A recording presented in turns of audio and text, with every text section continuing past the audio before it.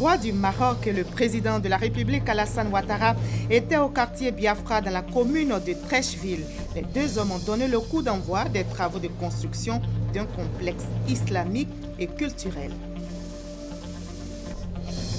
La ministre de la Femme, de la Protection de l'Enfant et de la Solidarité apporte le soutien du gouvernement aux parents des victimes du 3 mars 2011. La ministre Maria Tokone s'est rendue dans les différentes familles des femmes tuées il y a 6 ans dans la commune d'Abobo. En France, François Fillon tente de relancer sa campagne présidentielle après l'annonce de sa convocation pour une possible mise en examen. Ce n'est pas évident car sa famille politique s'interroge de plus en plus et les défections s'enchaînent. Voilà pour les titres. Merci de regarder le journal de RTI 1. Le roi du Maroc poursuit sa visite en Côte d'Ivoire. Il était cet après-midi au quartier Biafra dans la commune de Treichville avec le président Alassane Ouattara. Les deux hommes ont donné le coup d'envoi des travaux de construction d'un complexe islamique et culturel. Ce complexe est un don du roi marocain.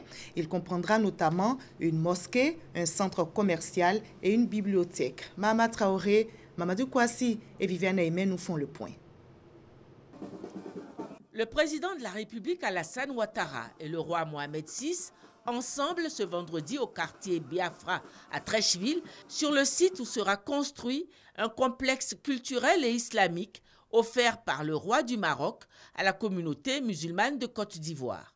Ce complexe culturel et islamique de 7000 places comprendra, entre autres, des salles de prière, une salle de conférence, une bibliothèque, une école coranique, la résidence de l'imam et un centre commercial. Les détails de ce projet qui sera livré dans 30 mois ont été présentés au président de la République et à son hôte. Il s'agit d'un complexe où vont être construites des unités pour l'audition, c'est-à-dire les conférences, pour la lecture, des espaces pour la lecture et beaucoup d'autres facilités. Donc il s'agit d'un projet particulier, magnifique, sur un site magnifique que l'État de Côte d'Ivoire a bien voulu réserver à ce projet. Et puis, tout ça s'inscrit dans la coopération intégrale entre le Royaume du Maroc et la Côte d'Ivoire. La communauté musulmane de Côte d'Ivoire se dit heureuse de bénéficier de ce geste du roi Mohamed VI, un geste qui vient renforcer les actes de coopération entre la Côte d'Ivoire et le Maroc. Le roi Mohamed VI a beaucoup d'amour pour la Côte d'Ivoire. En plus des autres domaines qu'il développe avec les autorités ivoiriennes, il a bien voulu offrir ces centres magnifiques de l'adoration d'Allah à toute la communauté musulmane. Mais au-delà de la communauté musulmane, à tous les Ivoiriens qui peuvent bénéficier, parce qu'il n'y a pas que la salle de prière, la mosquée. Il y a une bibliothèque, il y a d'autres infrastructures qui peuvent, n'est-ce pas, être bénéfiques pour tous les Ivoiriens. En ce vendredi, jour de prière et de recueillement spirituel, le président Alassane Ouattara et le roi Mohamed VI ont pris part à la grande prière officiée à la grande mosquée de la Riviera Golfe. Dans le sermon qu'il a prononcé, l'imam Mamadou Traoré a remercié le souverain chérifien pour tous les projets de développement initiés par son pays en Côte d'Ivoire. Le roi du Maroc, qui est aussi considéré comme le commandeur des croyants, a offert 10 000 Corans aux fidèles musulmans de Côte d'Ivoire. Et le président de la République sera en déplacement demain au Burkina Faso. Je vous livre ce communiqué relatif à ce départ. À l'invitation du président du Faso, son Excellence M. Roch Marc Christian Kaboré, le président de la République, son Excellence M.